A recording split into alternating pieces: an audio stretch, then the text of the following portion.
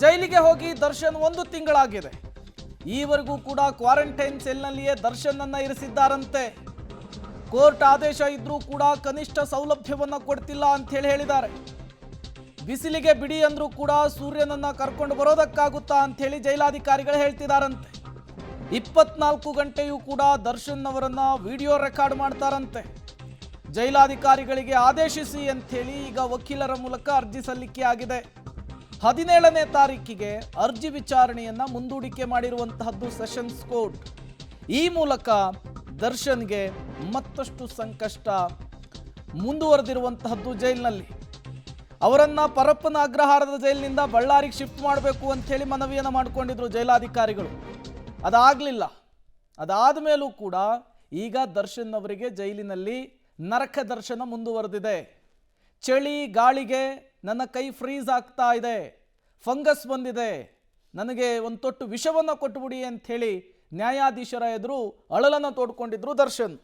ಮತ್ತಷ್ಟು ಡೀಟೇಲ್ಸನ್ನು ಕೊಡ್ತಾರೆ ಕ್ರೈಮ್ ಬ್ಯೂರೋ ಹೆಡ್ ಮುರಳಿ, ನೇರ ಸಂಪರ್ಕದಲ್ಲಿ ಜಾಯ್ನ್ ಆಗಿದ್ದಾರೆ. ಮುರಳಿ, ದೇವರು ಹೊರ ಕೊಟ್ಟರು, ಪೂಜಾರಿ ಹೊರ ಕೊಡಲಿಲ್ಲ ಅನ್ನೋಂಗಾಗಿದೆ ಈಗ ಜೈಲಿನಲ್ಲಿ ದರ್ಶನ್ ಪರಿಸ್ಥಿತಿ. ಕೋರ್ಟ್ನ ಸೂಚನೆ ಇದ್ರೂ ಕೂಡ ಯಾಕೆ ದರ್ಶನ್ ವಿಚಾರದಲ್ಲಿ ಹೀಗಾಗ್ತಾ ಇದೆ ಅಂಥೇಳಿ, ಈ ವಿಚಾರಕ್ಕೆ ಇವತ್ತು ಕೋರ್ಟ್ನಲ್ಲಿ ಏನಾಯ್ತು ಅಂಥೇಳಿ ಮುರಳಿ? ಪ್ರೇಮ್, ಇಲ್ಲಿ ಮೊದಲನೇದಾಗಲಿ ತಿಳ್ಕೊಳ್ಬೇಕಾದಂಥ ಒಂದು ವಿಚಾರ ಅಂದರೆ ಆದೇಶವನ್ನು ಮಾಡುವಂಥ ಸಂದರ್ಭದಲ್ಲಿ ಕೋರ್ಟು ಜೈಲಿನ ಮ್ಯಾನ್ಯುವಲ್ ಪ್ರಕಾರವೇ ಅವ್ರಿಗೆ ಯಾವ್ಯಾವ ಅವಕಾಶಗಳಿದೆ ಆ ಅವಕಾಶಗಳನ್ನು ಕೊಡಬೇಕು ಮತ್ತು ಜೈಲಿನ ಮ್ಯಾನ್ಯುವಲ್ನ ಮೀರಿದಂತೆ ಯಾವುದೇ ರೀತಿಯ ಅವಕಾಶಗಳನ್ನು ಕೂಡ ಕೊಡಬಾರ್ದು. ಜೊತೆಗೆ ಯಾವೊಬ್ಬ ಆರೋಪಿ ಇರ್ತಾನೆ ಆತನನ್ನು ಗೌರವಯುತವಾಗಿ ನಡೆಸ್ಕೊಳ್ಬೇಕು ಅನ್ನೋದ್ರ ಬಗ್ಗೆ ಒಂದು ಆದೇಶವನ್ನು ಮಾಡಿತ್ತು. ಜೊತೆಗೆ ವಾಕಿಂಗ್ಗೆ ಸಂಬಂಧಪಟ್ಟಂತೆ ಒಂದಷ್ಟು ಕಾಲಾವಕಾಶವನ್ನು ಕೊಡಬೇಕು ಅಂತೇಳಿ ಕೂಡ ತನ್ನ ಆದೇಶದ ಪ್ರತಿಯಲ್ಲಿ ಉಲ್ಲೇಖವನ್ನು ಮಾಡಿತ್ತು. ಆದರೆ ಅದನ್ನೇ ಪರಿಭಾವಿಸಿದಂಥ ದರ್ಶನ್ ಪರ ವಕೀಲರು ದರ್ಶನ್ ಅವರು ಹಾಸಿಗೆಯನ್ನು ಕೊಡಬೇಕು ಮತ್ತು ದಿಂಬನ ಕೊಡಬೇಕು, ಅದನ್ನ ಕೊಡ್ತಾ ಇಲ್ಲ ಅಂತ ಹೇಳಿ ಈಗ ನ್ಯಾಯಾಂಗ ನಿಂದನೆ ಅರ್ಜಿಯನ್ನು ಸಲ್ಲಿಕೆಯನ್ನು ಮಾಡಿರುವಂಥದ್ದು. ಅಂದರೆ ಕಳೆದ ಬಾರಿ ಆದೇಶದಲ್ಲಿ ಜೈಲಿನ ಮ್ಯಾನ್ಯುವಲ್ ಪ್ರಕಾರವೇ ಒಂದು ಅವಕಾಶವನ್ನು ಮಾಡಿಕೊಡ್ಬೇಕು ಅಂತೇಳಿ ಕೋರ್ಟ್ ಆದೇಶವನ್ನು ಕೊಟ್ಟಿದೆ. ಆದೇಶವನ್ನು ಕೊಟ್ಟ ಬಳಿಕ ಅದನ್ನು ಹಾಸಿಗೆ ಮತ್ತು ದಿಂಬನ ಕೊಡೋದಕ್ಕೋಸ್ಕರ ನಮಗೆ ಕೋರ್ಟ್ ಆದೇಶವನ್ನು ಮಾಡಿದೆ ಅಂದ್ಕೊಂಡು ಜೈಲಾಧಿಕಾರಿಗಳಿಗೆ ಪದೇ ಪದೇ ಕೇಳಿದ್ದಾರೆ. ಪದೇ ಪದೇ ಕೇಳಿದಂಥ ಬಳಿಕ ಸಂದರ್ಭದಲ್ಲಿ ಜೈಲಿನ ಮ್ಯಾನ್ಯುವಲ್ ಪ್ರಕಾರ ಯಾವ್ಯಾವ ಅವಕಾಶಗಳಿತ್ತೋ ಅವಕಾಶಗಳನ್ನು ಕೊಟ್ಟಿದ್ದೀವಿ ಅಂತೇಳಿ ಜೈಲ ಅಧಿಕಾರಿಗಳು ಕೂಡ ಹೇಳಿದ್ದಾರೆ.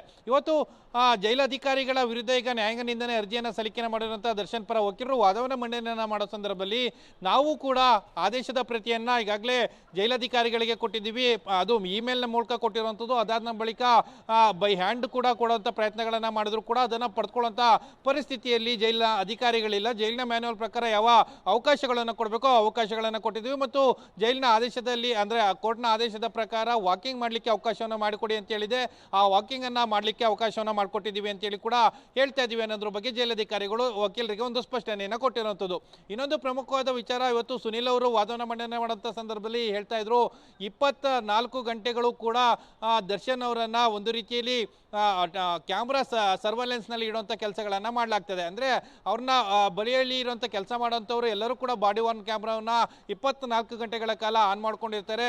ಅವ್ರಿಗೆ ಒಂದೇ ಒಂದು ನಿಮಿಷ ಕೂಡ ಸ್ವತಂತ್ರವಾಗಿ ಇರಲಿಕ್ಕೆ ಸಾಧ್ಯ ಆಗ್ತಾ ಇಲ್ಲ.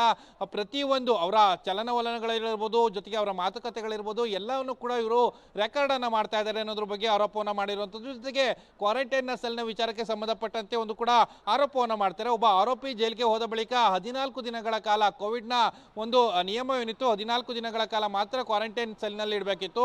ಆದರೆ ದರ್ಶನ್ ಜೈಲಿಗೆ ಹೋಗಿ 1 ತಿಂಗಳು ಕಳೆದಿದೆ. 1 ತಿಂಗಳು ಕಳೆದ್ರೂ ಕೂಡ ಅವರನ್ನು ಕ್ವಾರಂಟೈನ್ ಸೆಲ್ನಲ್ಲೇ ಇರಿಸಲಾಗ್ತಿದೆ.